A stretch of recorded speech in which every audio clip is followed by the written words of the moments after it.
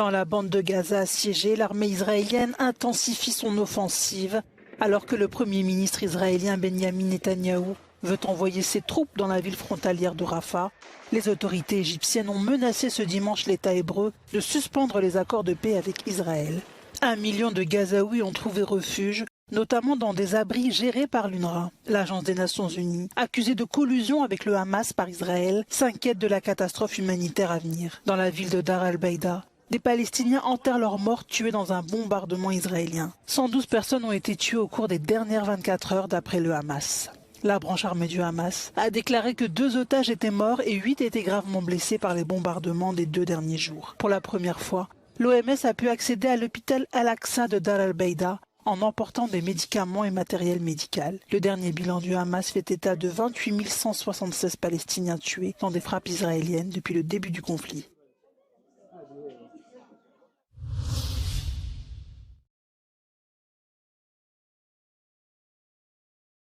Salut tout le monde, bonsoir, bonsoir, salam alaikum à tous, j'espère que vous allez bien, content de vous retrouver pour cette chronique hebdomadaire. Alors, exceptionnellement, vendredi, maintenant c'est à voir avec Monsieur Cohen qui est avec moi. Bonsoir Monsieur Cohen. Bonsoir, bonsoir à tous.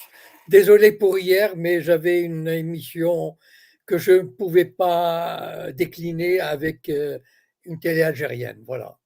Pas de souci. En tout cas, éventuellement, moi, Monsieur Cohen, si ça vous dérange pas, on peut se fixer notre rendez-vous hebdomadaire au vendredi. Ça peut être bien aussi. Donc, si vous, ça pose pas de problème, on regardera. Mais voilà, moi, en l'occurrence, ça m'arrangerait.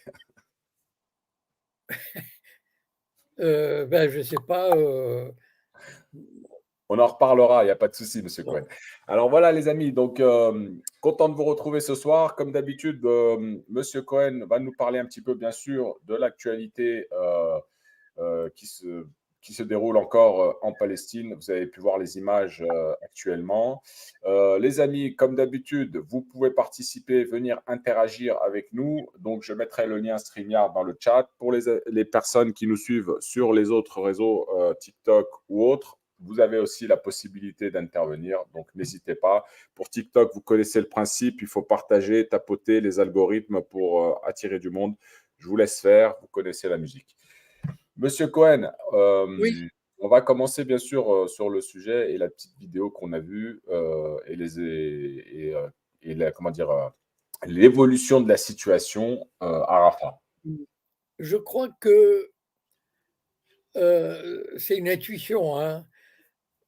Mon intuition me dit qu'on arrive à la fin de la guerre, voilà. C'est-à-dire que on arrive au bout de la bande de Gaza, c'est-à-dire le dernier bastion.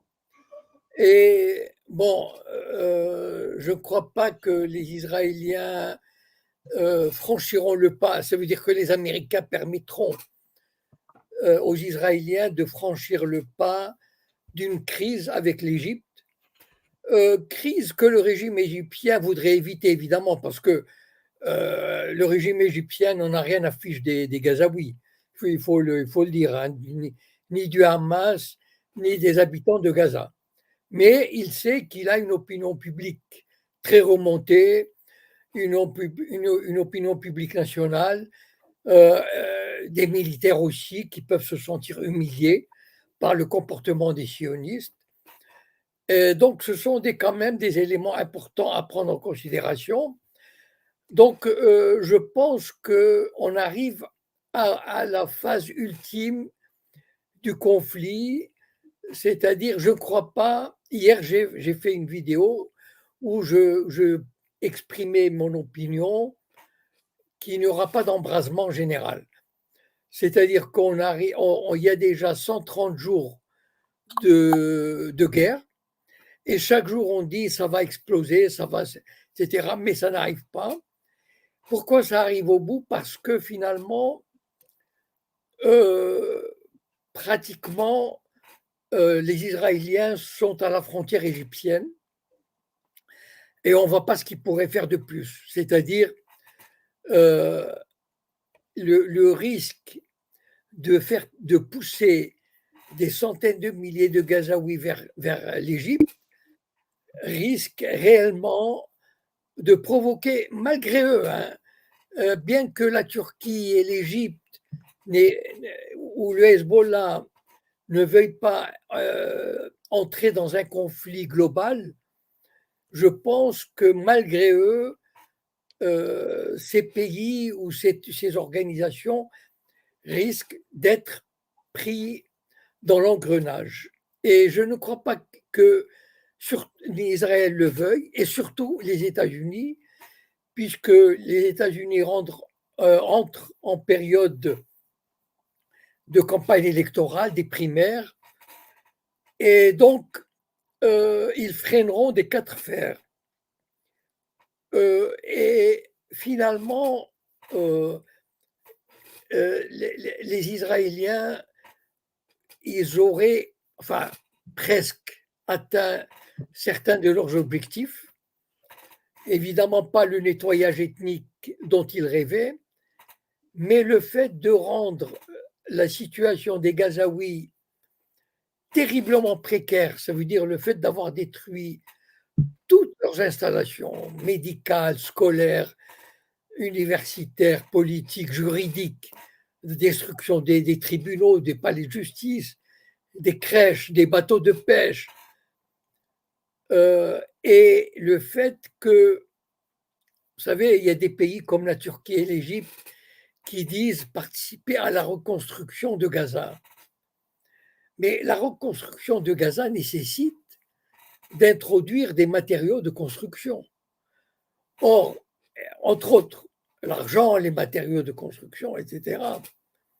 Or, jusqu'à aujourd'hui, que je sache, seul Israël donne l'autorisation de pénétrer dans ce territoire, ou de donner l'autorisation de laisser pénétrer n'importe quoi dans ce territoire. L'Égypte s'est toujours gardée, mais vraiment, le régime égyptien, je préfère dire le régime égyptien, s'est toujours gardé de violer l'interdiction ou de résister à l'interdiction sioniste de laisser pénétrer quoi que ce soit. Et même les Égyptiens ont fait du zèle, c'est-à-dire ils tentaient de détruire les tunnels du Hamas pour introduire la nourriture, etc. Je me souviens de ces images il y a quelques années, de ces tunnels qui permettaient de faire entrer du bétail vivant de l'Égypte vers Gaza. Et donc, même la reconstruction dépendra du bon vouloir des Israéliens. Donc, finalement, les Israéliens, une fois qu'ils auraient poussé à bout la communauté internationale, les Américains, le monde arabe, l'Égypte, etc., ils finiront par dire, bon, on peut arrêter ici et on va négocier l'échange des otages. Et à mon avis, les Israéliens n'auront pas atteint tous leurs objectifs, mais en tout cas une grande partie de leurs objectifs. C'est-à-dire de réduire à néant, pas le Hamas, mais le territoire de Gaza. Et le territoire de Gaza qui ne permettra pas, enfin permettra très peu.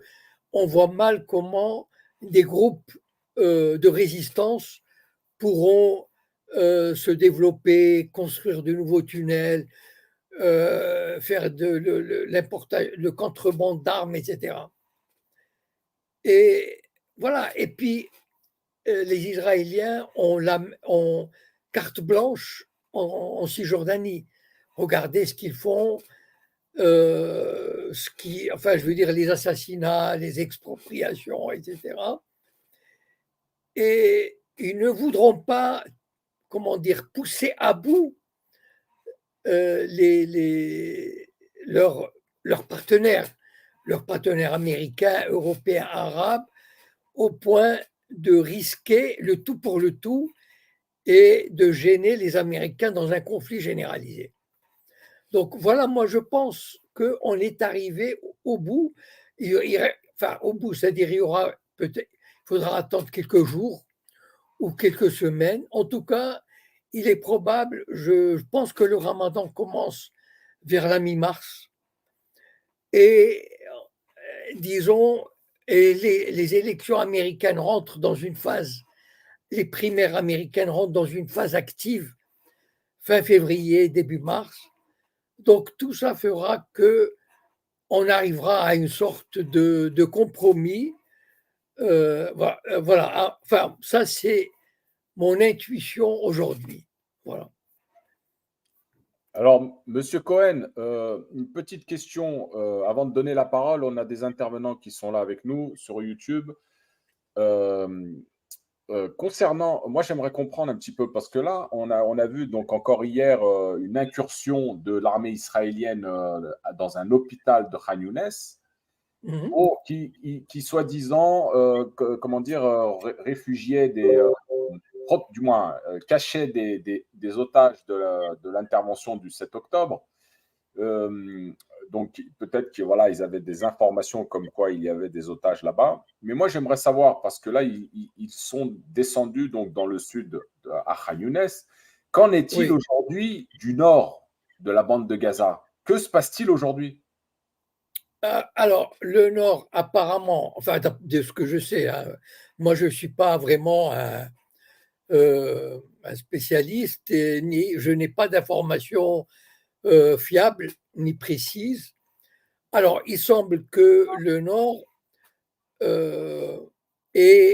enfin que les troupes israéliennes aient quitté le Nord et que le Hamas aurait réintroduit une administration, enfin une organisation civile et policière dans la région, de ce que j'ai pu apprendre. Voilà. Avec évidemment, quand on dit civile et policière, il est évident qu'il peut y avoir aussi des forces armées, peut-être probablement pas de milliers, puisque ces milliers se sont réfugiés dans le sud, en tout cas la grande partie en tout cas. Bon. Et donc, à ma connaissance, il se passe très peu de choses au niveau des combats dans le Nord. Voilà. En tout cas, il n'y a pas un retour des réfugiés gazaouis massif vers le Nord. En tout cas, de ce que j'ai pu apprendre, pas encore. Voilà. Donc, s'il y a vraiment un arrêt, comme mon intuition me le dit, enfin, une analyse de la situation me le dit, à ce moment-là, il y aura un retour. Mais pour le moment, il n'y a pas de retour, mais il y a une espèce comment dire, d'un retour de l'administration du Hamas sur cette zone-là. Voilà. Très bien, merci. Je vais donner la parole à Dark Soul qui est avec nous. Allô? Oui, bonsoir. Oui. Vous m'entendez parce que je n'ai pas beaucoup de réseau ici. Très bien. Oui, très bien, très bien. Ok, super. Alors moi, je voudrais savoir un truc là, parce que les Palestiniens, on les repousse du nord vers le sud, vers le sud, vers le sud. L'Égypte n'ouvre pas ses frontières. Qu'advient-il de cette population? Voilà, et je voudrais savoir si les chiens qui sont au gouvernement israélien, excusez-moi d'être vraiment violente, mais je suis mère de famille de 3 enfants et je ne comprends pas, voilà. Là, ils ont apuré, d'après leur dire, une bonne bande de Gaza. Ils n'ont rien trouvé, ou ils ont fusillé de la population civile. Qu'advient-il de tous ces gens? Parce qu'on ne peut pas leur porter assistance, rien n'est livré. L'Égypte, bon, elle ferme les frontières, elle fait profil bas devant Israël. J'aimerais savoir si les gens qui vivent en Israël et si les gens qui sont à la Knesset se rappellent de la Torah, se rappellent de la maxime juive qui sauve un homme, sauve le monde. Voilà, qu'en advient-il? Parce que lorsqu'on est humain, à moins de ne pas l'être, on se rend compte quand même de ce qui se passe. Alors, les Occidentaux font la mouette, les États-Unis font la mouette, ou du moins ils agissent en sous-main, et nous avec. C'est vraiment scandaleux. Est-ce que ces gens sont croyants? Est-ce que ces gens ont une foi? Est-ce que ces gens croient en la famille? Est-ce que ces gens ont une âme? Ou on est dirigé par carrément des psychopathes, des gens dégénérés, voilà, carrément dégénérés, ou alors on n'est pas de la même race. Enfin, je voudrais savoir ce qui se passe. Comment la Knesset peut s'opposer à... Je suppose qu'en Israël, une partie du peuple n'est pas d'accord avec ce qui se passe. J'ai vu ce qui se passait avec les chrétiens, je suis chrétienne, hein. Les chrétiens sont jetés hors d'Israël, hors de Jérusalem. Comment ces gens-là peuvent s'octroyer une ville aussi sainte des trois religions? Quand on lit les trois livres religieux, je me suis tapé la Torah, je me suis tapé le Coran et la Bible, puisque c'est ma religion. Ils disent tous la même chose. Je pense qu'on a un problème déjà de datation, parce que chacun raconte la même chose. Voilà, qu'est-ce qui se passe? Comment peut-on en arriver là? Comment l'ingénierie sociale peut motiver des gens pour être aussi sanguinaires, sanglants et sans foi? Sans foi par rapport à ce qui nous a été donné, le livre saint, que ce soit la Torah, la Bible, le Coran, le livre d'Enoch, etc. Des choses qui ont été interdites dans la religion du Vatican, que je condamne d'ailleurs. Je suis chrétienne, mais baptisée catholique, et je ne me sens pas catholique. Voilà. Comment on en arrive là? Comment on arrive à manipuler des gens pour qu'ils soient aussi approbateurs? Malheureusement, au risque de vous décevoir, je suis désolé de vous dire que la très grande majorité d'Israéliens, religieux comme athées, de gauche comme de droite, sont partie prenante de ce qui se passe à Gaza et ne critiquent pas. Bon, ceci étant dit, ce n'est pas un phénomène nouveau ni particulier à ce qui se passe. Je vous rappelle par exemple les Américains qui sont allés aux États-Unis conquérir l'Amérique, terre qui leur a été donnée par Dieu. Donc la Bible dans une main et le fusil dans l'autre. Et donc, croyant avec des idéaux, ce sont des gens qui ont massacré les Indiens. Enfin, ils les ont quasiment, ils ont tué 95% Exterminés, oui. des Indiens. Et donc, avec la bonne conscience des gens de bonne foi qui se débarrassent de parasites. Voilà. Je rappelle que les catholiques fervents qui sont allés en Amérique centrale, en Amérique du Sud, ont éliminé les Incas, les Aztèques, les Mayas, etc. etc. Que les colonialistes, quand ils sont allés en Afrique, les Belges par exemple, ils ont assassiné des millions au Congo. Pourquoi? Parce que lorsqu'on a un ennemi, lorsqu'on veut détruire un ennemi, on développe la théorie de, comment dire, l'ennemi est nuisible, on le réduit à quelque chose qui ressemble, on le réduit au stade d'animal, de parasite, et donc finalement, on peut facilement le tuer sans avoir des cauchemars, sans que ça rentre en opposition avec la doctrine, avec la Bible, qu'on respecte. J'imagine par exemple que tous ces religieux avec la kippa, etc., qui vont prier tous les jours et donc ne voient aucune contradiction entre ce qu'ils prient et le fait de tuer les ennemis du peuple juif. Donc voilà, malheureusement, vous savez, quand il y a eu la Première Guerre mondiale entre l'Allemagne et la France, il y avait une propagande telle des deux côtés que, je veux dire, pour un Allemand, le français était. Enfin, donc, vous voyez ce que je veux dire. Donc, en fait, malheureusement, on n'est plus dans l'humanité, on n'est plus dans comment dire, dans le respect Et on a préparé le terrain aussi. Il ne faut pas oublier que les sionistes ont développé cette idée. Par exemple, le grand rabbin, vous allez sur Google, vous tapez le rabbin Ovadia Yosef. Mais c'était une très grande, comment dire, la plus haute autorité spirituelle du judaïsme séfarade en Israël pendant de 30-40 ans. Mais à chaque fois qu'il faisait un speech sur les Arabes, il est traité de cafards, de serpents venimeux, etc.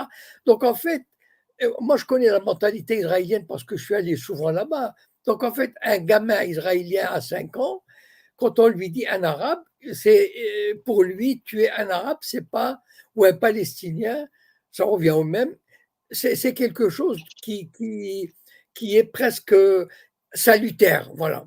Donc, malheureusement, nous sommes dans, voilà, c'est dans un processus humain que lorsqu'il fait la guerre, réduit l'ennemi à un état de parasite enfin, qu'on peut vraiment écraser sans remords. Voilà. Je suis d'accord avec vous. La seule chose que je me pose comme question, si vous me permettez, c'est que lorsque les Juifs ont subi la Shoah en Europe pendant la Seconde Guerre mondiale, après la Seconde Guerre mondiale, l'Europe a décidé, à juste titre d'ailleurs, que… Allô? On m'entend? Oui, oui. A décidé que ça avait été un crime contre l'humanité. Comment ne peuvent-ils pas en tirer la même leçon? Et la deuxième chose, c'est quel est l'avenir des enfants palestiniens qui auront vécu ça? Comment ne pourront pas avoir ne pas avoir la haine envers l'État israélien? Et je dis bien l'État israélien, je ne parle pas de juifs, je parle d'État israélien, je parle et des gens complices de l'État israélien. Comment ces gens-là ne pourront pas avoir de la rancœur, de la haine? Quelle société on peut bâtir après la paix en espérant qu'elle soit rétablie entre les communautés, quelles qu'elles soient? Parce que là, aujourd'hui, j'ai vu un reportage sur un quartier arménien de Jérusalem qui a été capté par le quartier juif pour être vendu à une société immobilière pour faire un hôtel de luxe. Ces Arméniens qui, je pense, ne représentent pas une menace pour Israël et ne représentent pas quand même la majorité des communautés israéliennes, se retrouvent foutus à la porte de leur quartier, quoi, ni plus ni moins. Ces gens-là, comment peuvent-ils faire la paix dans leur cœur? Voilà, à un moment donné, il n'y a personne qui se pose la question, là, la haine qui se crée par ce genre d'injustice. Enfin, je sais pas, il faut être humain, quoi. Demain, j'ai une maison, on vient me foutre dehors pour bâtir un hôtel, je l'aurais, bon, ça va peut-être se passer avec un TGV, mais bon, je l'aurais mauvaise contre mon gouvernement, contre la société qui ne dit rien. Honnêtement, comment se fait-il qu'on puisse générer dans le futur de telles rancœurs alors que normalement au XXIe siècle, on serait quand même amené à bâtir une société de paix, de construction interethnique. Je ne parle même pas de religion, parce que la religion, c'est la même pour tout le monde. Hein. Je suis désolée de le dire, excusez-moi si je vous froisse, mais ils racontent tous la même. Hein. Ouais, je te remercie. Merci beaucoup, mais… on va faire passer la parole puisqu'il y a du monde qui attend derrière. Voilà. Voilà, Oui, excusez-moi. Il n'y a pas de souci, il n'y a pas de problème. Merci. Monsieur Cohen, vous voulez réagir ou pas? Non, je voulais juste dire, enfin, je l'ai déjà dit, quand il y a deux échelles dans la vie. Enfin, il y a l'échelle humaine, l'échelle personnelle qu'on connaît. Évidemment, on est attaché aux valeurs humaines, etc. Et puis, on passe à l'échelle étatique.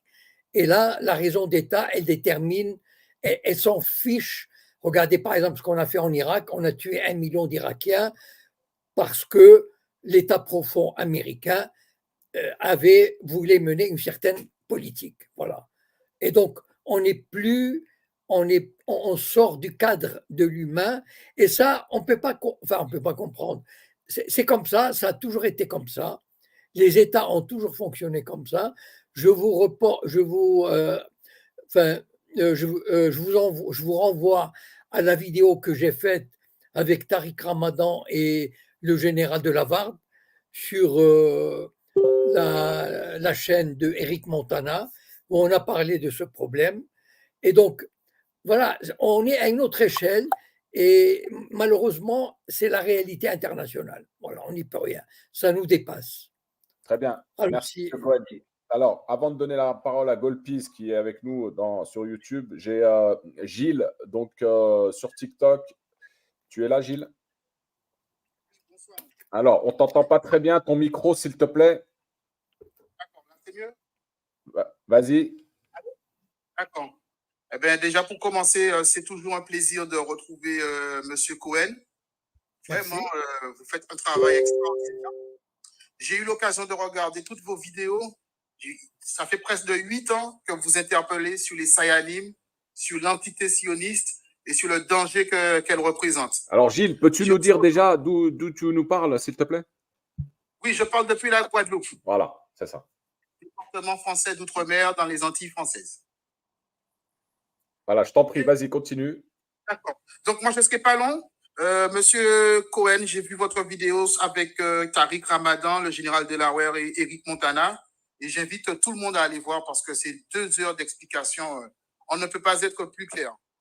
Alors, première question, monsieur Cohen. Il semblerait que des images satellites disent que sur la bande de Gaza, en fait, entre l'Égypte et la bande de Gaza, l'Égypte serait en train de construire une zone tampon de manière à évacuer les Gazaouis et à les mettre sur cette zone de tampon. Ce sont des images satellites qui disent ça. Alors, je vous laisse avoir votre avis sur cette question. Et la deuxième question, c'est concernant, en faisant mes recherches, je me suis rendu compte qu'il y avait un plan pour faire un canal qui allait contourner le canal de Suez et permettre de passer un canal qu'ils allaient appeler le canal Ben Gourion et qui allait passer par la bande de Gaza. Avez-vous des informations sur ce sujet ou votre sentiment? Et en tout cas, encore une fois, merci. D'accord. Écoutez, j'ai vu aussi cette information. C'est comment dire, c'est un vieux projet. C'est pas quelque chose qui vient de sortir. C'est-à-dire, c'est un vieux projet de contourner ou de ne pas dépendre du canal de Suez, mais je crois que ça reste en l'état de projet. Voilà. C'est presque un fantasme, je dirais, une utopie. Enfin, à ma connaissance, il n'y a absolument rien de concret. Voilà. Parce qu'un canal ne se construit pas en quelques mois. Et donc, il n'y a pas, enfin, à ma connaissance, il n'y a pas d'études, enfin, il n'y a pas vraiment, voilà, c'est juste un projet. Et c'est pas pour ça qu'on aurait détruit Gaza uniquement pour faire passer ce canal, parce on pourrait très bien le faire passer autrement. Quant à la première question, il y a effectivement, enfin, une zone, mais je ne crois pas du tout qu'on puisse mettre 1 million de Gazaouis dans cette zone tampon. Voilà, c'est pratiquement impossible parce que d'abord, les Israéliens devraient violer la souveraineté égyptienne, qui est ce qu'on appelle l'axe Philadelphie. C'est-à-dire, l'axe Philadelphie était un passage qui coupe la bande de Gaza et qui a été remis à la souveraineté égyptienne. Et cet axe de Philadelphie, les Israéliens voudraient remettre la main dessus pour arriver jusqu'à la frontière égyptienne. Bon, est-ce qu'ils le feraient? Comme j'ai dit tout à l'heure, je ne crois pas que les Israéliens iraient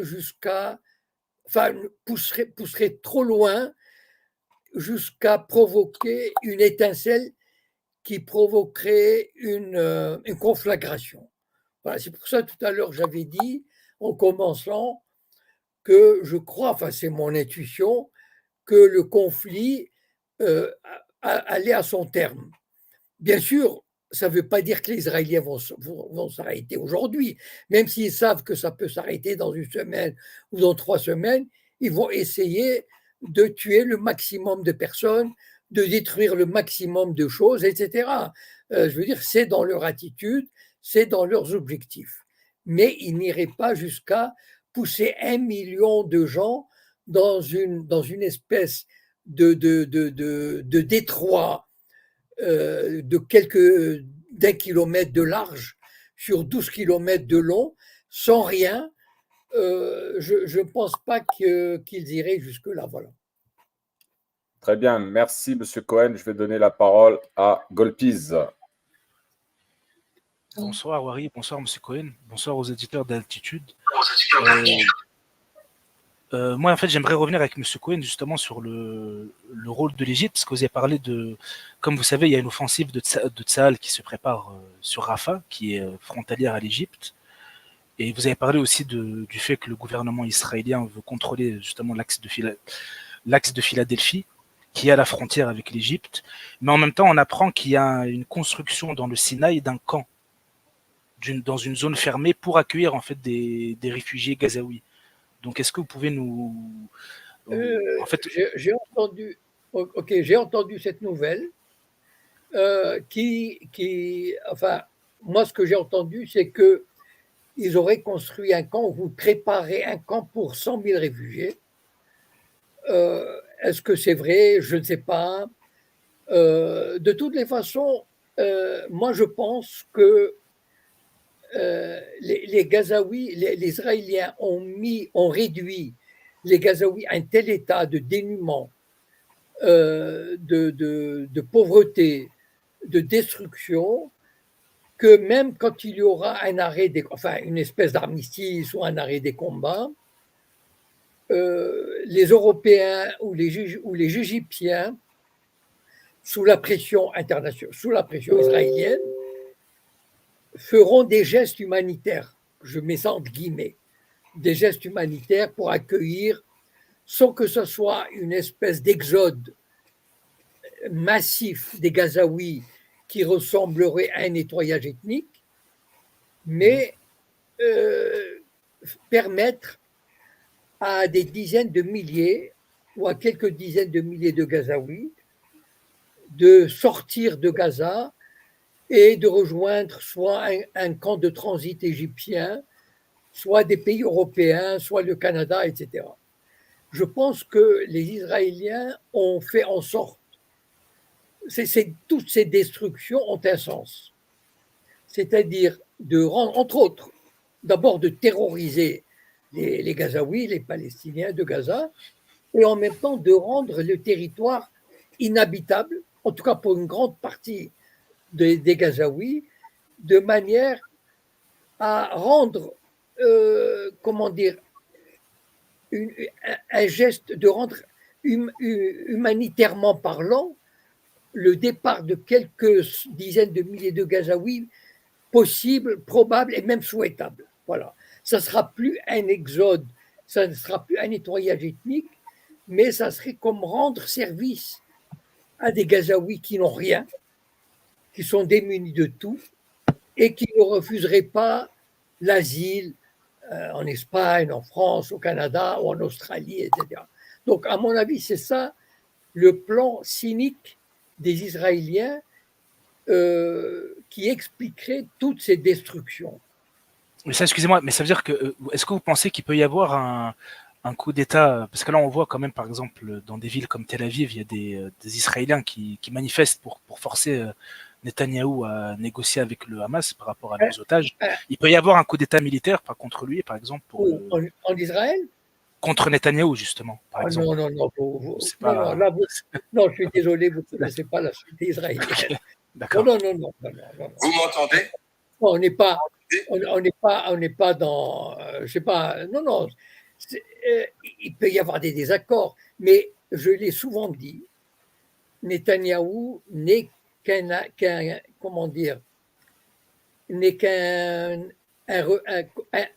un côté d'une pièce. L'autre côté de la pièce ne sera pas plus tendre vis-à-vis des Gazaouis. Il faut pas vous faire d'illusions. Tous les sionistes sont pareils. Quand il s'agit des Palestiniens, quand il s'agit des Gazaouis, ils sont sans pitié. Ils n'en ont rien à fiche de droits humanitaires, des enfants, des hôpitaux, etc. etc. D'ailleurs, même, puisque l'occasion m'est donnée, puisque je suis un peu l'actualité israélienne qui vient de là-bas, il y a vraiment une espèce de ferveur qui a saisi la société israélienne, ferveur guerrière, ferveur patriotique, ferveur génocidaire. C'est terrible à dire, mais c'est comme ça, voilà. C'est pas Qui a rassurant. saisi... Pardon? Non, je dis c'est pas très rassurant, c'est un peu pessimiste pour non, ouais, pas du tout, c'est pas du tout rassurant. Donc ceux qui pensent que... Non, même si Netanyahou, il aura fait son temps, il partira dans 3 mois, dans 6 mois, dans 1 an ou 2 maximum.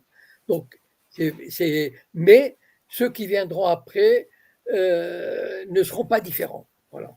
Donc il ne faut pas se faire d'illusions.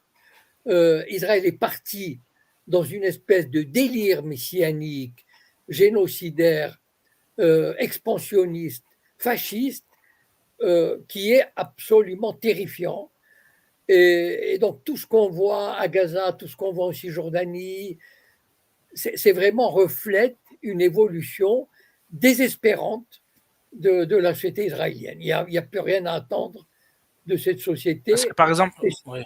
Oui. Parce que, excusez-moi, par exemple, il parle de. Mais bon, là, c'est vrai que c'est plus des médias occidentaux, c'est pas des médias arabes. Il parle de. Pour l'après-guerre, ils appellent ça une autorité palestinienne revivifiée, avec des. Je crois qu'ils veulent mettre Mohamed Dahlan, qui habite en. Dahlan. Est-ce que c'est aussi c'est utopique, qu'est-ce que mais Dahlan est un agent sioniste. Ok, ouais, donc c'est. Dahlan, il est, comment dire, c'est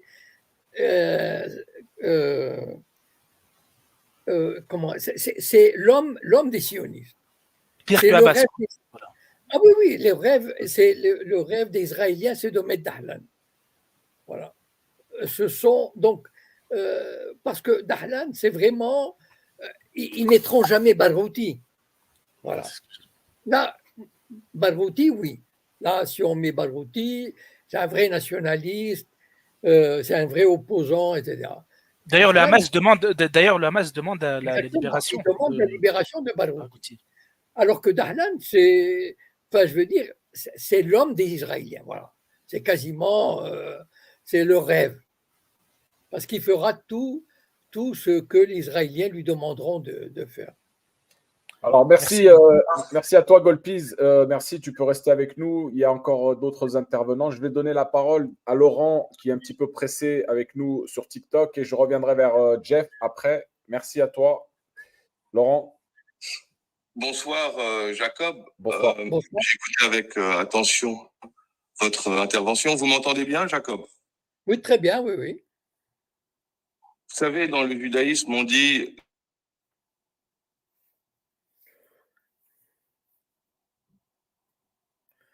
Ah, on l'entend plus, hein? Seconde. Oui. Vas-y, reprends parce que j'avais coupé le micro sans faire exprès. Vas-y. Ok. Donc, dans le judaïsme, on dit qu'une petite flamme de 3 cm de bougie peut éclairer une grande caverne de 30 mètres cubes. Je pense que, Jacob, vous êtes cette lumière-là. Et vous êtes une petite lumière parce que 6 millions de Juifs sont morts. Einstein détestait l'extrême droite, il détestait le génocide, il détestait tout ce que représente Netanyahou. Karl Marx détestait le communisme avec sa tzedaka, son rééquilibrage entre les riches et les pauvres. Il nous amenait à plus de générosité, très loin de la cruauté sociale de Zemmour. Einstein nous a invités à consulter notre conscience. L'amour inconditionnel pour les victimes de la Shoah, oui, mais l'amour inconditionnel pour Israël d'extrême droite, certainement pas. Et quelque part, vous voyez, nous, ce qu'on veut, c'est, dans ce combat, faire renaître ces Juifs qui sont morts. L'Allemagne les a inconditionnellement tués. Et dans son amour inconditionnel, elle est encore complice d'un génocide d'extrême droite antisémite sur les sémites palestiniens. Ce que je voulais dire aussi, c'est que je pense que Netanyahou a complètement réussi sa guerre cruelle. Il a perdu la vraie guerre parce que le peuple juif avait l'aristocratie multiséculaire de ne jamais avoir commis de génocide. Et en 2023, après autant de générations, c'est la pire, comme vous le dites. Mais il existe toujours cet humanisme magnifique qu'il va falloir faire triompher aussi. Ce sera ça l'enjeu. Vous êtes l'enjeu parce que nous, on n'est pas antisémites. Au contraire, les lumières humanistes juives de tous ces juifs ashkénazes, elles nous manquent. Elles ont été. Maintenant, on a quoi? On a le juif américain qui a fait Hiroshima, la guerre du Vietnam, ou Zemmour qui a fait la colonisation sur l'Algérie, qui comprend toujours pas. Et donc, un juif se trouve orphelin de beaucoup de juifs. Et quelque part, Netanyahou a perdu sa guerre même en interne, dans son tikkun olam, dans son djihad intérieur.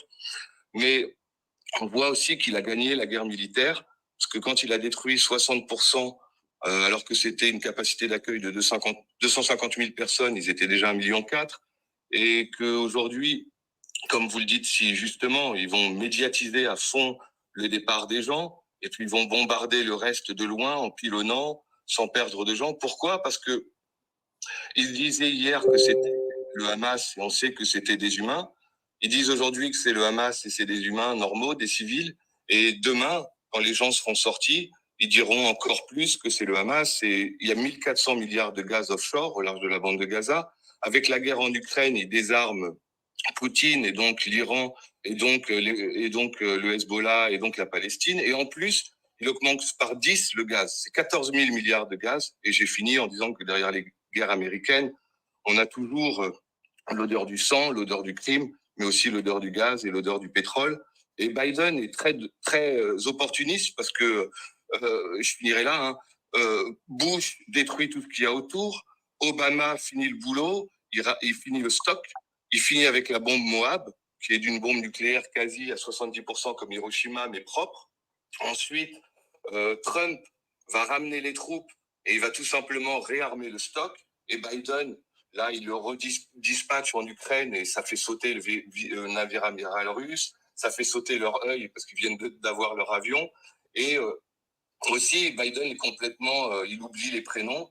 Donc, c'est lui qui fait le génocide, mais c'est lui qui est complètement, il a perdu la boule, c'est pas grave, etc.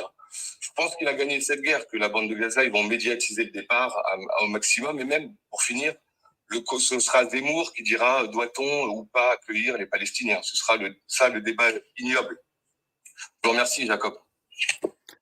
Bon, ben merci, vous avez tout dit, je n'ai rien à ajouter. Force, nous serons forts, peut-être. Merci à toi, Laurent. Je vais faire venir Jeff qui est avec nous. Bonsoir, allô, vous m'entendez bien? Très bien. Très bien. Ok, bonsoir à tous. Moi, j'ai une question sur certains acteurs géopolitiques que sont la Turquie et l'Iran. Moi, la question que je voulais poser, c'était de savoir comment est-ce qu'on doit lire le jeu de la Turquie dans cette histoire, sachant que officiellement Erdogan condamne régulièrement Israël, mais dans les faits, ces dernières années, les relations économiques entre la Turquie et Israël se sont accrues et n'ont pas cessé depuis le 7 octobre. On sait par exemple que Israël est livré en pétrole par la Turquie. Enfin, on a des cargos de pétrole en provenance d'Azerbaïdjan qui passent par la Turquie en direction d'Israël, et que ce commerce-là, depuis le 7 octobre, n'a pas cessé. Et donc, du coup, moi, qu'est-ce qu'on doit comprendre? Comment est-ce que vous lisez le jeu de la Turquie dans cette histoire? C'est bon. La Turquie est un État qui a ses intérêts, ses exigences, ses obligations, ses alliances. La Turquie ne peut pas baser sa politique sur le soutien des Palestiniens. C'est-à-dire, la Turquie ne peut pas mettre en jeu son commerce international, ses alliances, sa monnaie, parce qu'il faut pas oublier une chose, c'est que pourquoi la Turquie entrerait en guerre, enfin, je veux dire, prendrait des mesures qui susciteraient des réactions contraires, non seulement d'Israël, mais des États-Unis. Ça veut dire sur le plan économique, monétaire, par exemple, attaquer la monnaie turque, attaquer le commerce, les relations économiques de la Turquie, etc. pourquoi la Turquie s'engagerait dans cette dérive, cette aventure, alors que la Turquie a des problèmes, a une économie à tenir, des relations, etc. Donc voilà, le drame, c'est que la Turquie ne peut pas, et d'ailleurs aucun pays arabe ne le fait, aucun pays islamique ne le fait, etc., ne met en jeu son équilibre étatique, ses relations économiques, commerciales, financières, pour, je suis désolé de le dire, pour les beaux yeux d'un peuple. Voilà, d'un peuple qui est massacré, certes, mais ce n'est pas la première fois qu'un peuple est massacré. Vous savez, le peuple irakien a été massacré, le peuple libyen a été massacré, et bien la vie a continué. Voilà, ça veut dire les relations étatiques, les relations internationales se sont poursuivies. Donc, on ne peut pas. Voilà, la Turquie a ses obligations, etc. Elle ne va pas faire sauter tout ça parce que pour venir en aide, est-ce qu'elle peut venir? Il faut pas oublier une chose, c'est que la Turquie a été le seul pays dans le monde arabo-islamique, le seul pays au monde même, qui avait osé en 2010 défier Israël, défier le blocus imposé par Israël autour de Gaza. La Turquie a été le seul pays au monde à avoir envoyé en 2010 une flottille pour briser le blocus de Gaza. Voilà. Et s'il y avait eu à l'époque 20 pays arabes et musulmans qui se seraient joints à la Turquie, eh bien, la situation aurait été différente. Donc, on ne peut pas non plus toujours accuser la Turquie d'être lâche ou d'avoir lâché, etc. La Turquie a ses... Bien sûr, moi j'aurais préféré que la Turquie fasse un peu plus. Ça, c'est la vision d'un particulier, mais la vision d'un chef d'État comme Erdogan, il est obligé de tenir compte de pas mal de paramètres pour mener sa politique. Voilà. J'avais une dernière question rapidement, si je peux. Vas-y, je t'en prie, Jeff. Il y a 20 ans, en 2003, le mouvement d'opposition à la guerre d'Irak était fort dans les sociétés occidentales et un peu partout dans le monde. On avait des manifestations massives un peu partout dans le monde, et c'était des manifestations qui rassemblaient un spectre politique assez large, qui allait de l'extrême gauche jusqu'à l'extrême droite. Aujourd'hui, 20 ans plus tard, j'ai l'impression que le mouvement d'opposition à ce qui se passe est très faible. C'est-à-dire qu'on ne voit pas du tout ce qu'on a vu il y a 20 ans. C'est-à-dire que les sociétés civiles aujourd'hui sont un peu endormies par rapport à ce qu'on a pu voir il y a 20 ans. Moi, la question Non, que je voulais vous poser par rapport... Oui. C'est pas pareil. C'est pas pareil. À l'époque, les manifestations contre la guerre en Irak étaient fortes parce que les pays envoyaient, par exemple, il y avait des manifestations monstres en Angleterre. Pourquoi? Parce que l'Angleterre voulait s'engager dans la guerre. Donc, il y avait un engagement du pays. Et donc, on était contre l'engagement du pays dans cette guerre. Alors qu'aujourd'hui, bon, c'est une, comment dire, c'est une guerre qui se déroule au Moyen-Orient. Enfin, c'est une guerre. C'est quasiment un génocide qui est commis par un État contre une population civile. Bon, ben, les Européens ou dans le monde, ça mobilise quelques dizaines de milliers, quelques centaines de milliers, mais pas des millions, parce que ce n'est pas... Enfin, je veux dire, c'est quand même un fait lointain qui se déroule à des milliers de kilomètres. Voilà. Enfin, en tout cas, c'est l'explication qui me paraît la plus rationnelle. Ouais, mais si je peux ajouter un truc sur ça, c'est que si vous prenez le cas des États-Unis, les Américains sont quand même engagés dans ce conflit, dans la mesure où c'est le premier sponsor. Et par rapport à il y a 20 ans, la société américaine s'était mobilisée contre la guerre d'Irak. Et là, j'ai l'impression c'est quand même faible par rapport à ce qu'on a vu il y a 20 ans, si on prend juste le cas des États-Unis. Est-ce que c'est pas le signe, quelque part, que la propagande pro-israélienne, pro-occidentale a eu un effet anesthésiant sur les sociétés civiles? Écoutez, quand on a 50 000 sayanim dans les sociétés occidentales. Ça veut dire des agents d'influence qui ont infiltré les médias, qui ont infiltré depuis les 1959. Ça veut dire depuis 65 ans. D'accord? Quand on a infiltré les milieux, les médias, les milieux économiques, les milieux du cinéma, les milieux de l'édition, de l'université, de la publicité, et quand on a des milliers d'agents qui ont formaté les esprits, eh ben, on a les résultats aujourd'hui. Voilà. C'est-à-dire que eh ben, une majorité de ces sociétés-là croient dans le narratif israélien, malheureusement. Voilà. Ben, on a le résultat de la présence de ces milliers de sayanim dans les sociétés occidentales. Voilà. Ok, merci pour les réponses. À une prochaine. Merci à toi, Jeff. Bientôt. Hicham est avec nous et après, je donnerai la parole à TikTok. À Gabi, pardon, sur TikTok. Hicham. Il n'a pas le micro, là. Hicham, il n'a pas le micro. Il est occupé. Ah, il est là. Bonsoir.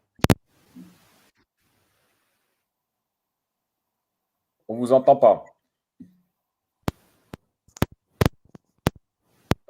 Bon, on ne vous entend pas. Je vous redescends et essayez de reconnecter votre micro.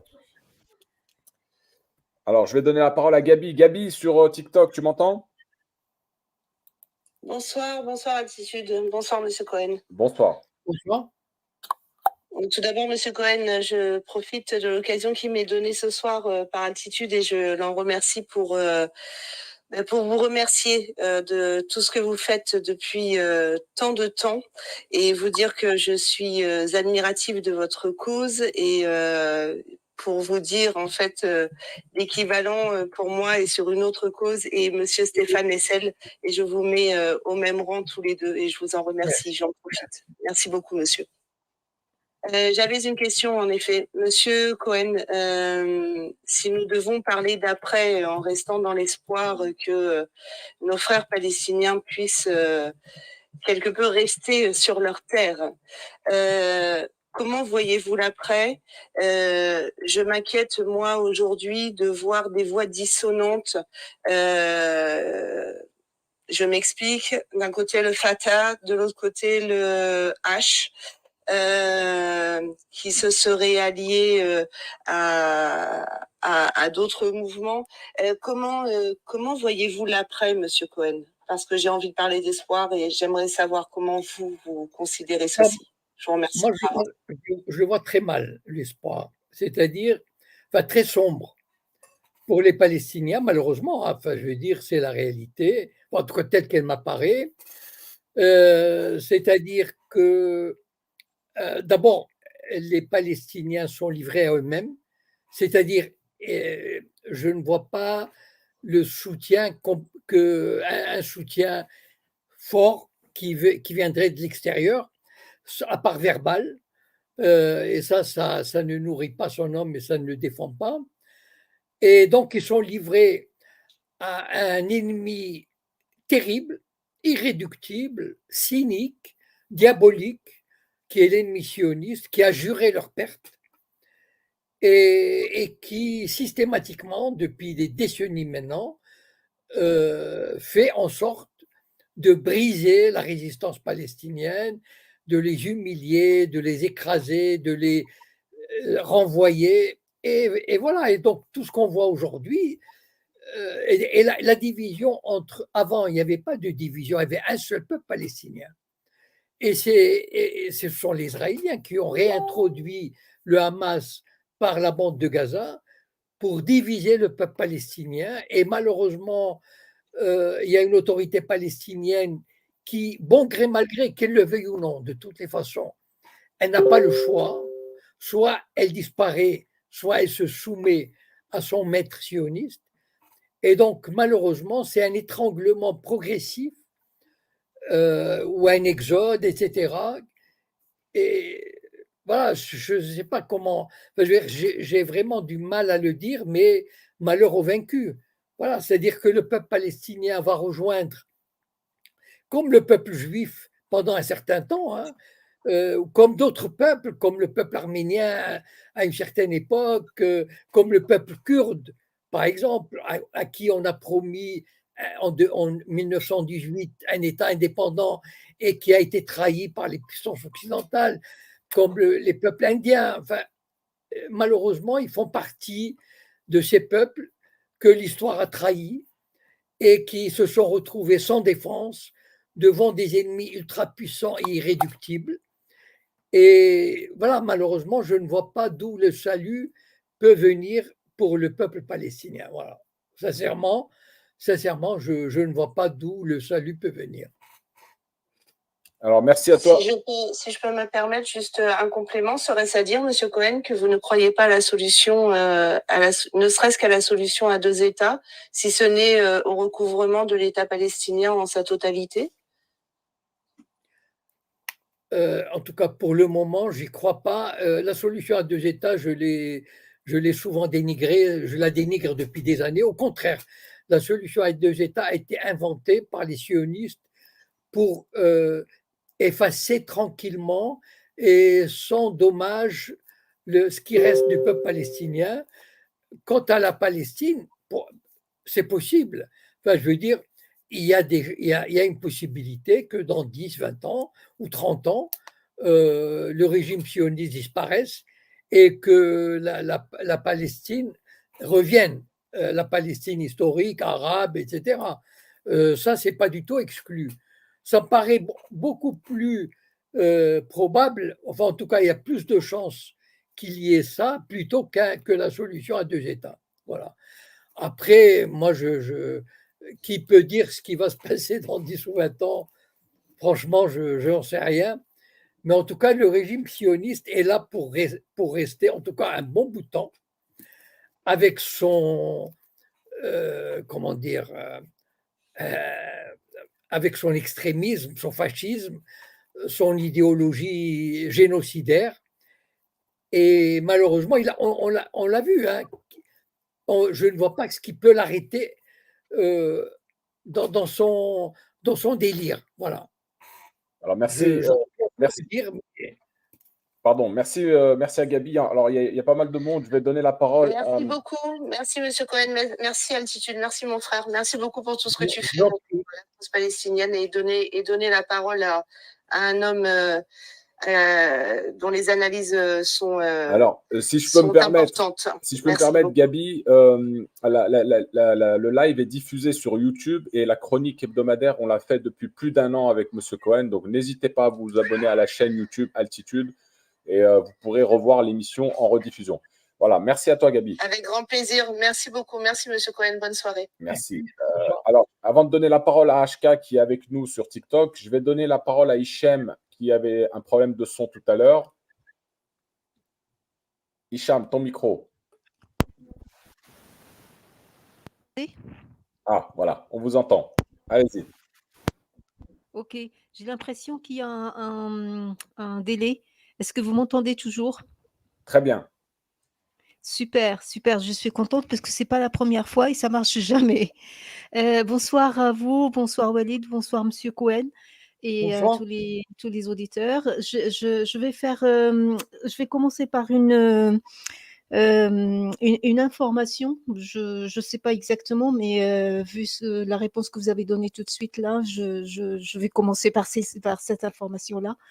A priori, il y aurait un plan de paix qui est en construction, en négociation et qui va vers une solution à deux États.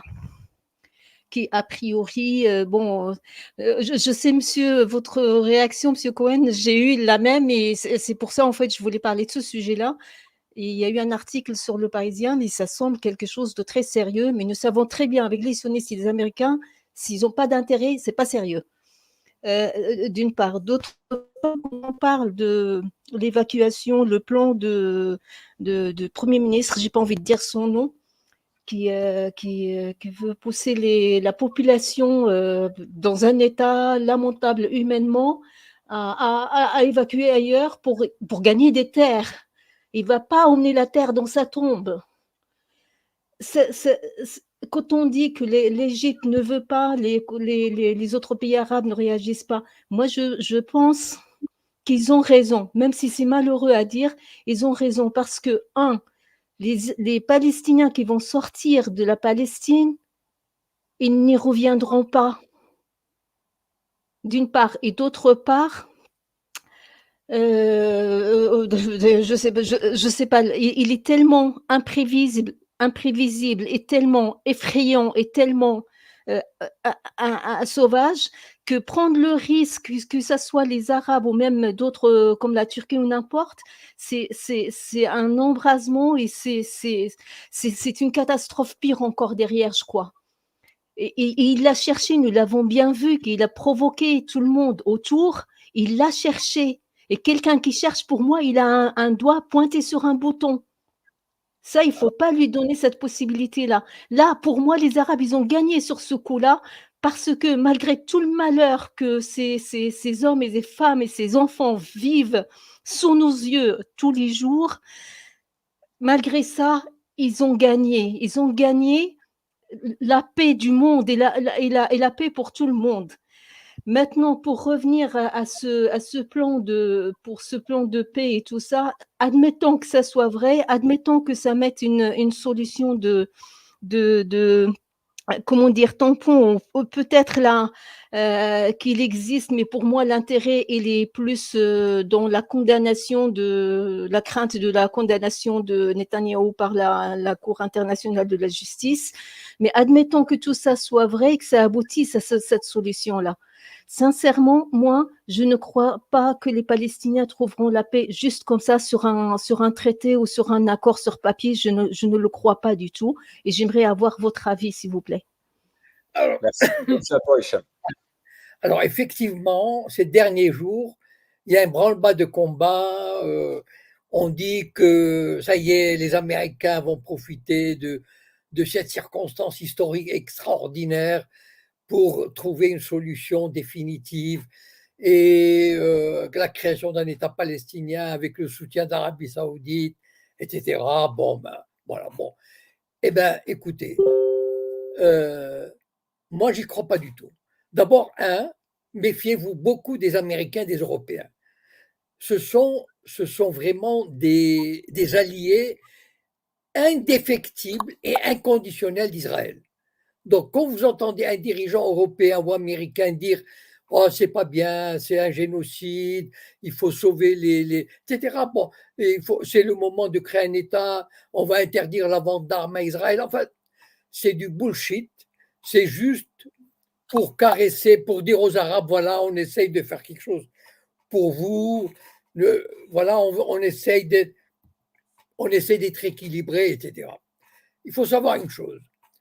Pour les Israéliens, pour la classe politique israélienne, un État palestinien est hors de question. Voilà. Donc, il faut leur marcher dessus. Il faut marcher sur leurs cadavres pour qu'il y ait un État palestinien. Voilà. Qu'il y ait même un Bantoustan, c'est-à-dire, vous savez ce que c'est un Bantoustan? Ce sont les réserves que l'Afrique du Sud de l'apartheid avait prévues pour les Noirs. Les mettre dans des Bantoustans, soi-disant indépendants, et donc il n'y a plus d'apartheid. Donc, même un Bantoustan palestinien en Cisjordanie serait déjà, enfin, serait presque un miracle concédé par les sionistes. Et donc, rêver d'un État, enfin, tout ça, ce sont, comment dire, c'est juste pour tromper l'opinion publique nationale et internationale, pour dire on va s'occuper des Palestiniens, on va s'occuper d'un État palestinien, et puis que l'Arabie Saoudite dise oui, oui, bon, je peux faire la paix avec Israël parce qu'il va y avoir un État palestinien, etc. Méfiez-vous de toutes ces manœuvres. C'est vraiment des manœuvres pour tromper le monde. Franchement, je crois que l'avoir dit hier, pour qu'il y ait un État palestinien, il faut vaincre militairement à plat de couture les Israéliens, et ce n'est pas demain la veille. Voilà. Donc, je regrette, surtout aujourd'hui, les sionistes se considèrent vraiment, sont dans un état d'esprit conquérant, triomphant, qui ne veulent rien entendre, ils se croient tout permis, et la preuve en est, voilà, ils font ce qu'ils veulent, et malheureusement, on est dans cette logique, on est dans cette dynamique.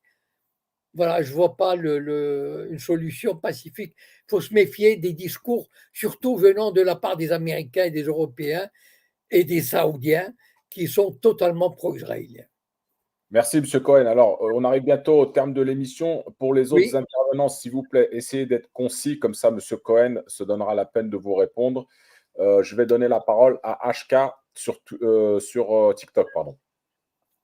Oui, merci beaucoup, Altitude, de me donner l'occasion de poser ma question. Moi, je vais être bref. En fait, c'est juste pour demander l'avis à M. Cohen. Bonsoir, M. Cohen. En fait, je voulais savoir par rapport à votre avis sur le conflit avec l'Ukraine et la Russie. Est-ce que cela peut changer la donne par rapport à avant? Parce que là, on a vu que les États-Unis ont réduit les fournitures matérielles à Israël. La Hollande aussi, un tribunal a interdit que des pièces détachées soient vendues aux avions F-35 israéliens.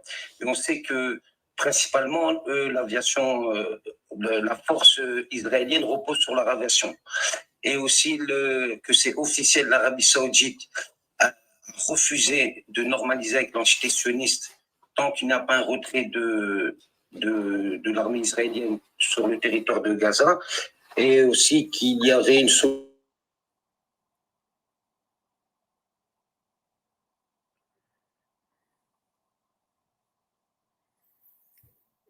Le son a été coupé, hein? Ah, punaise, excusez-moi, M. Cohen. Vous avez entendu la fin ou pas? Non. Alors, tu peux répéter juste la fin, s'il te plaît, parce que j'ai coupé le micro sans faire exprès, encore une fois. HK. Oui. À partir de quel moment il n'a pas entendu? À partir des avions des F-35, les pièces détachées. Oui, les pièces détachées qui sont interdites de vente, la Hollande qui interdit la vente à l'armée israélienne, et que j'ai rebondi sur l'Arabie Saoudite, notamment que officiellement avait refusé de normaliser avec l'entité sioniste, vu la situation du conflit. Ils veulent le retrait des forces israéliennes sur le territoire de Gaza et qu'ils reviennent à une solution aux frontières d'avant 67 et pour capitale Jérusalem-Est. Alors là, c'est du cinéma. Voilà. C'est du cinéma. Alors, parce que si un chef saoudien et celui qui est aux commandes, comment il s'appelle, MBS, je crois, voilà, Mohamed Ben Salman, je crois qu'il est trop intelligent et trop fin politique pour croire. Je veux dire, vous savez, il y a des contes de fées. Vous savez, les contes de fées qu'on raconte aux gamins de 4-5 ans. Les contes d'Anderson. Vous savez, il était une fois, etc. Alors, quand vous entendez, surtout venant de la part d'un arabe, qui dit qu'il faut revenir aux frontières de juin 67 et Jérusalem-Est pour capitale, il faut éclater de rire. Franchement, il faut vous dire, ça, on nous raconte, on nous prend pour des enfants de 5 ans et on nous raconte un conte de fées. Si quelqu'un croit, si un homme politique le dit, c'est que soit c'est un grand comédien, un excellent comédien, soit c'est un menteur, soit c'est un salaud qui nous prend pour des cons. Voilà. Et donc, surtout, enfin, j'espère qu'aucun de nos auditeurs ne croit à cette légende. Voilà, enfin, franchement, il faut vous sortir ça de la tête. L'Arabie Saoudite ne croit pas du tout que cela puisse arriver, ni aucun. Donc, franchement, l'Arabie Saoudite attendra que ça se calme, probablement, enfin que ça se calme un peu sur Gaza, etc. Et puis se contentera d'une promesse des Israéliens de dire oui, oui, oui, nous allons vers une solution à 2 États. Et puis elle normalisera ses relations parce que c'est dans son intérêt de le faire. Voilà. Et Enfin voilà, c'est tout ce que. Et donc, vous savez, l'histoire des pièces détachées de la Hollande sur les F-35, ce sont encore une fois, vous savez, les critiques de Macron par exemple, etc. Je l'ai dit tout à l'heure, ce sont juste des gesticulations occidentales pour faire passer la pilule aux Arabes. Voilà. Merci, Monsieur Cohen. HK, tu veux rebondir avant de donner la parole à quelqu'un d'autre? Oui, juste son avis aussi, parce qu'il a peut-être oublié sur le conflit russo-ukrainien et que l'Europe aussi maintenant est concentrée sur ce conflit. Peut-être ça peut changer la donne par rapport au conflit israélo-palestinien. Non, ça ne changera pas la donne parce que, je veux dire, ok, même si, je ne sais pas exactement, peut-être que l'auditeur, enfin celui, l'intervenant, il pense que la victoire de la Russie ou la défaite relative de l'Occident va amener un changement d'attitude vis-à-vis d'Israël. Je ne crois pas. Voilà. Je ne vois pas, il n'y aura pas d'incidence, quelle que soit l'issue de cette guerre, et même on la connaît, enfin plus ou moins, l'issue, elle est en train de se dessiner en faveur de la Russie, mais ça ne changera absolument rien sur le fait qu'Israël fait à peu près ce qu'il veut dans cette région-là. Voilà. Alors, merci. Je vais donner la parole avant de donner à Mounameh sur YouTube à Zia qui est avec nous, qui attend depuis un petit moment. Bonsoir. Merci Altitude, merci pour m'avoir permis de poser mes questions. Bonsoir à tous et merci pour vos réponses, Monsieur Jacob Cohen. Au revoir. Merci. Bonsoir. Bonsoir. Bonsoir. Bonsoir. Bonsoir. Vous m'entendez? Très bien. Oui. Ah, excusez-moi, parce que c'est la première fois, je ne sais pas comment ça marche. En fait, je suis trop contente de pouvoir vous parler, Monsieur Cohen. Bonsoir à tout le monde. Et j'aimerais savoir deux choses. Déjà, j'ai appris que le nord de Gaza avait été soi-disant évacué et que Israël disait qu'il s'apprêtait à intervenir parce que c'était vidé, alors qu'on vient d'apprendre qu'il y a 8000 personnes qui sont encore dans le nord de Gaza et qui sont en train de... Excusez-moi, hein, je suis à bout parce que en fait, ils sont en train d'appeler au secours. Ils vont être exterminés alors que Israël a dit que le nord de Gaza était vide.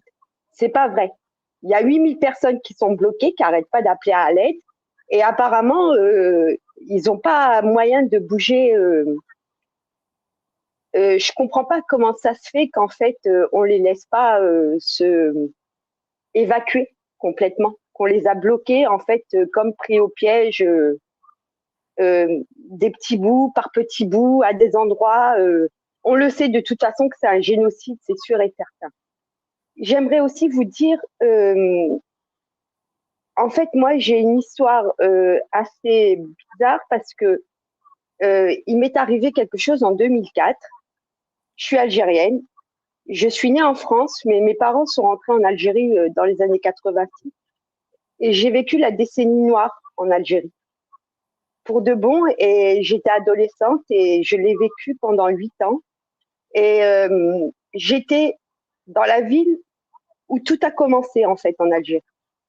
Et j'ai pu, de mon adolescence jusqu'à ma jeunesse, voir comment en fait ce qu'on a appelé à l'époque le terrorisme fils, comment il a été créé, de quelle manière, d'où il venait aussi, et comment on a fait que des gens en sont arrivés à s'exterminer pour de bon, hein, avec une barbarie. Je pense que il y a que celui qui voulait pas en entendre parler qui en a pas entendu parler. Après, je suis revenue en France. J'ai vécu ma petite vie normale et je me suis mariée. Je me suis mariée avec un Français avec qui j'ai eu 2 enfants. Et en 2004, en fait, il m'est arrivé quelque chose qui m'a énormément troublée. J'arrivais pas à répondre à mes questions. C'était en lien avec la religion. Et moi, je suis musulmane. C'est sûr et certain, je suis musulmane. Je l'ai toujours été. Et en fait, ce qui m'est arrivé, c'est arrivé avec...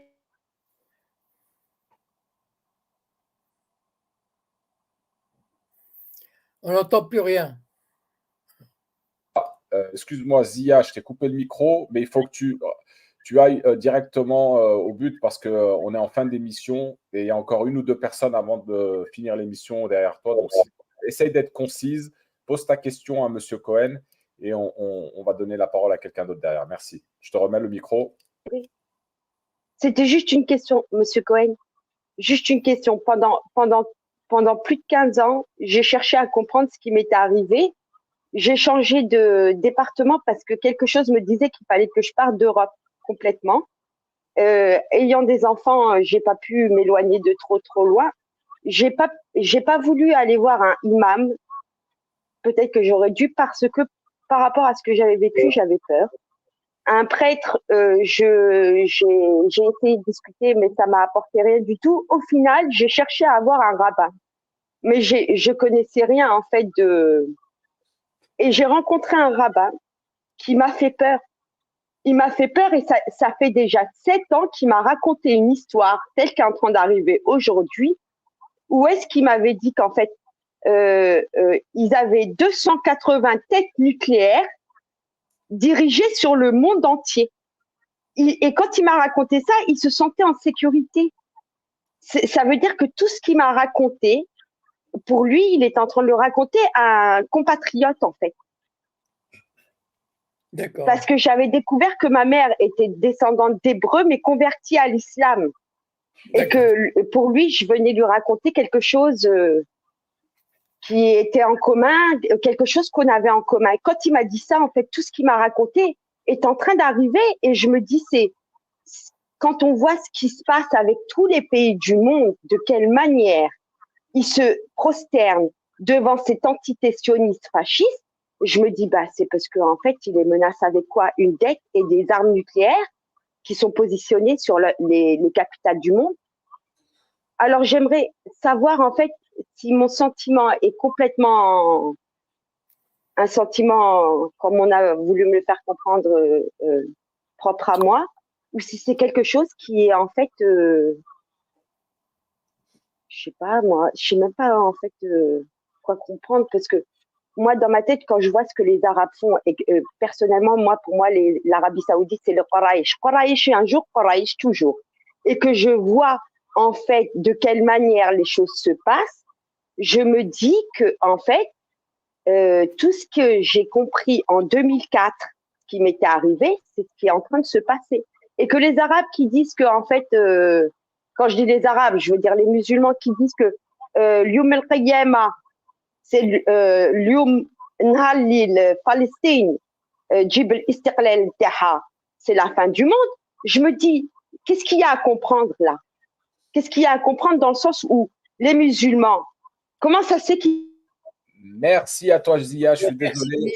Sinon, on ne va pas y arriver. Monsieur Cohen, il va réagir à ce que tu as dit et on passera. Non, je veux juste dire que l'histoire des ogives nucléaires agitées par Israël, qui en a quelques dizaines, sinon quelques centaines, c'est une vérité et que ça fait peur. Il fout la trouille aux dirigeants du monde entier. Voilà. Voilà, donc merci à vous, Zia, d'être intervenu. Il y a encore quelqu'un sur TikTok, Monsieur Cohen. Encore un petit peu de patience, s'il vous plaît. Le dernier, alors. Et je vous libère. Mounameh, vas-y. Bonsoir à tous. Merci Altitude de me donner cette tribune. Bonsoir, Monsieur Cohen.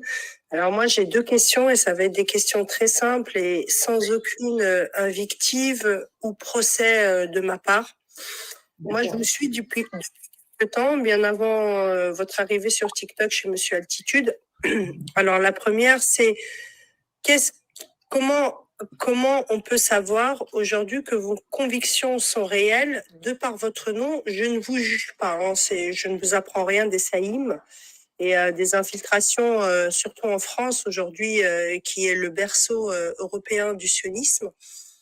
Et du coup, moi qui suis dans le combat pro-palestinien depuis des années, j'arrive plus ou moins à identifier les gens qui ont des discours ouverts et d'autres, j'ai un doute. Alors le doute, c'est pas qu'il est mauvais, le doute, c'est que je ne sais pas. Je suis dans une quête de vérité véridique, si je peux me permettre.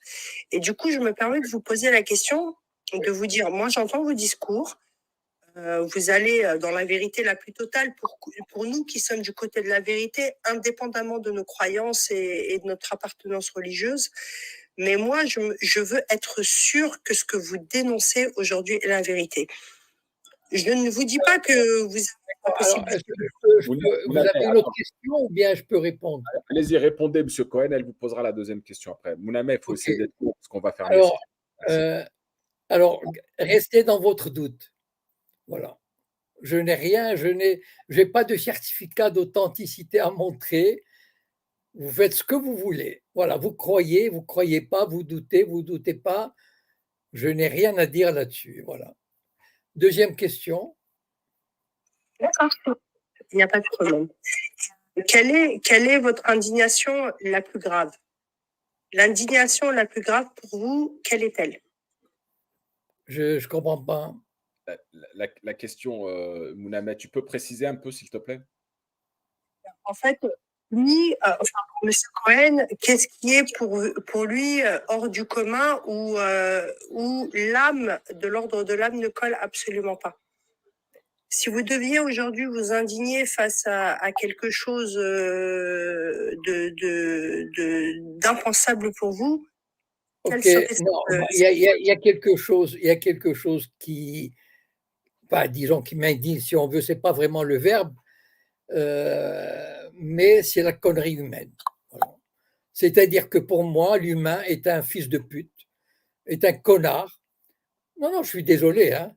Et c'est un connard qui ne changera jamais, qui n'évoluera jamais, il restera ce qu'il est. L'humanité est une fumisterie, elle ne changera jamais, elle n'apprend jamais les leçons du passé. C'est triste à dire, mais l'humain, depuis 3000 ans, il tente, je l'ai dit dans la conférence avec le général de Lava et Tariq Ramadan, et l'humanité, elle est dans cette dérive. On a beau lui dire, il y a des textes, il y a des principes, il y a des religions, il y a des textes philosophiques, et il n'y a rien à faire. C'est comme ça, et malheureusement, voilà, on va terminer là-dessus. C'est la réalité, c'est la dure réalité. Allez-y, Wari. Voilà, merci. Alors, effectivement, bon, vous êtes allé droit au but. Vous avez dit ce que vous pensez du plus profond de votre cœur. Je vous en remercie. On n'est pas obligé d'être d'accord avec M. Cohen, mais il l'a dit. Pas du tout, hein. Au contraire. Voilà. Il n'y a pas de souci, il n'y a aucune invective, M. Cohen. C'était vraiment des questions que j'avais envie de vous poser en direct et merci d'y avoir répondu.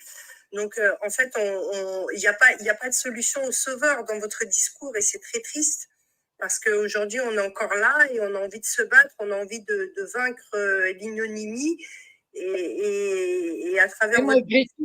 Mais malgré tout, on se bat. Malgré ce que je viens de dire, on se bat parce qu'on a toujours une espérance de corriger quelque chose. Voilà. Merci à toi, Mounameh. Je vais devoir clôturer. Une dernière chose, Monsieur Cohen. Une dernière chose, Monsieur Cohen. Donc, avant de clôturer, il faut qu'on parle absolument de ce qui vous est arrivé dernièrement et les pressions que vous avez subies. Non, c'est trop. La prochaine fois, on commencera avec ça parce que ça risque de nous mener au moins 10-15 minutes, etc. Donc, d'accord. Très bien. Bon, on se réserve ça pour la semaine prochaine. Pas de souci. Très bien. Alors, bonne soirée à tous. Merci beaucoup pour votre attention. Merci à vous, M. Cohen. C'était encore un plaisir. À bientôt. À bientôt. Bonsoir. Voilà, les amis, je vais juste clôturer mon live sur les plateformes. Je laisse le live TikTok. Bougez pas, je reviens à vous. J'en profite pour dire un mot avant que tout le monde s'en aille. S'il vous plaît, Farid DMS Deba, la marche contre la pédocriminalité entamée le 1er février depuis Albi en direction de Bruxelles. Aujourd'hui, c'était étape à Marseille. Il n'y avait pas énormément de monde, malheureusement. Les amis, il faut continuer à relayer cette marche qui est vraiment une cause noble pour l'humanité. Donc, Farid DMS Deba, la grande marche contre la pédocriminalité. Son compte TikTok, vous pouvez le trouver. Il fait des lives tous les jours. Il fait des étapes quotidiennes de 20 à 30 km et il remonte, bien sûr. Donc là, il est à Marseille, destination le Nord. Il va passer par Montélimar, Lyon. Il arrivera à Paris aux alentours du 17 mars. Il traversera Paris jusqu'au 23 mars et il arrivera à Bruxelles début avril, le 2 ou le 3, quelque chose comme ça. Donc, on lui cède du courage pour cette marche et n'hésitez pas à aller voir, s'il vous plaît, sur son compte TikTok, Farid DMS Deba. Voilà. Autre chose avant de clôturer, bien sûr, on pense à notre sœur Nabila Kilani, qui justement, j'ai toujours pas de nouvelles depuis plusieurs jours, qui est en Palestine et qui subit donc les foudres de la guerre aujourd'hui depuis plusieurs mois et malheureusement, j'espère qu'elle se porte bien et qu'elle est en bonne santé. Je réitère bien sûr, pour celles et ceux qui peuvent contribuer, vous avez un lien en description de cette vidéo. Sur YouTube et sur toutes les autres plateformes, même sur mon compte TikTok, vous avez le lien. On participe, vous avez la possibilité de participer financièrement, faites-le. Et si ce n'est pas le cas, partagez le lien. Cette cagnotte ira directement pour Nabila Kilani qui est en Palestine, les frères et les sœurs. N'hésitez pas, c'est un geste humain que tout le monde peut faire, que tout le monde a la possibilité de faire ou pas, mais faites s'il vous plaît et partagez. Voilà les amis, donc je vais clôturer sur toutes mes plateformes. Je salue tout le monde encore une fois. Merci à vous et à toutes et à tous d'avoir participé à cette chronique avec M. Cohen. Je vous donne rendez-vous prochainement avec d'autres intervenants. Excellente soirée à vous et je vous laisse avec le fameux clip qui est toujours disponible aujourd'hui et demain peut-être pas. Voilà, salam alaikum à tous.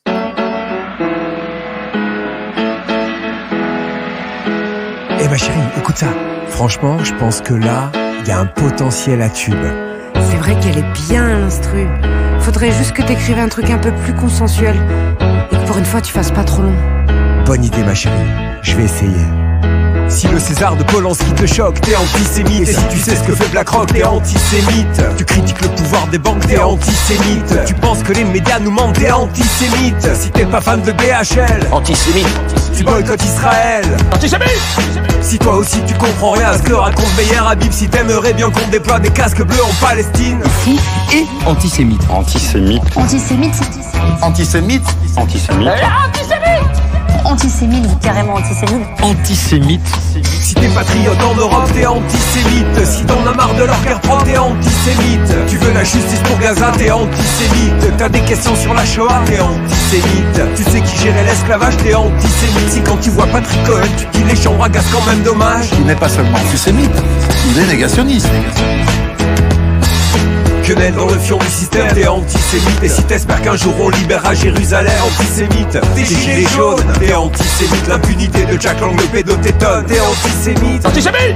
Antisémite. Antisémite. Antisémite. Jamais antisémite. Antisémite. Tu lis Gershom Scholem, t'es antisémite. T'aimes pas Woody Allen, t'es antisémite. Tu doutes d'Elie Wiesel, t'es antisémite. Tu parles de l'affaire Bruel, t'es antisémite. Si tu connais l'identité du dénommé Jean-Luc Brunel, Dieudo te fait marrer, t'es antisémite. Tu kiffes pas le marais, t'es antisémite. Tu vas à la mosquée, t'es antisémite. T'es catholique, t'es forcément antisémite. Tu lis Céline, t'es un antisémite. Si tu supportes plus Elisabeth Lévy et sa voix d'alcoolique, antisémite. Je vous ai juste demandé, quand on dit il n'y a pas assez de métaux noirs, arabes, asiatiques à la télévision, il faut me dire il y a trop de quoi. Eh moi je te le dirais bien de quoi il y a trop, mais c'est illégal alors je vais m'abstenir. Antisémite. Une allusion à Israël en mentionnant le 11 septembre. Si t'as le culot de penser que la France devrait pas être avant, tu dis qu'un juif est juif, t'es antisémite. T'es surpris de voir le président prosterné au dîner du CRIF. Tu traînes un sioniste de sioniste, t'es antisémite. Si toi aussi tu trouves le Talmud légèrement raciste, ouvertement antisémite, violemment antisémite. Antisémite. Antisémite. Antisémite. Antisémite. Antisémite. Antisémite. Si tu parles de Rita Katz, t'es antisémite. Et si tu aimes les ananas, t'es antisémite. Si tu prononces Jeffrey Epstein, t'es antisémite. Tu te souviens de Lloyd Blankfein, t'es antisémite. Si tu dis que les Palestiniens sont aussi des humains, si tu penses que l'abbé Pierre était vraiment quelqu'un de bien, antisémite. Antisémite. Antisémite. Antisémite. Antisémite. T'as de la admiration pour le courage de Garaudy. 40 ans d'Atali, tu penses que ça suffit? Tu te demandes si le phosphore blanc c'est pas une arme chimique. T'aimerais parler du zyklon-B de façon scientifique. Si toi aussi la dose était saisie en une milliseconde à l'invention de l'armée qu'ils disent la plus morale du monde. Tu parles des Rothschild, t'es antisémite. T'as pas trop le choix, c'est pas toi qui décide. Car si tu dis la vérité, ils crient déjà au génocide. Tu pourrais sans doute te défendre si un juif t'attaquait. Et devenir leur esclave fait pas partie de tes projets. Ben t'es un antisémite. Bienvenue au club. Et t'as vu ma chérie? Mission accomplie. C'est pas trop long. T'es con. Quoi? Qui a...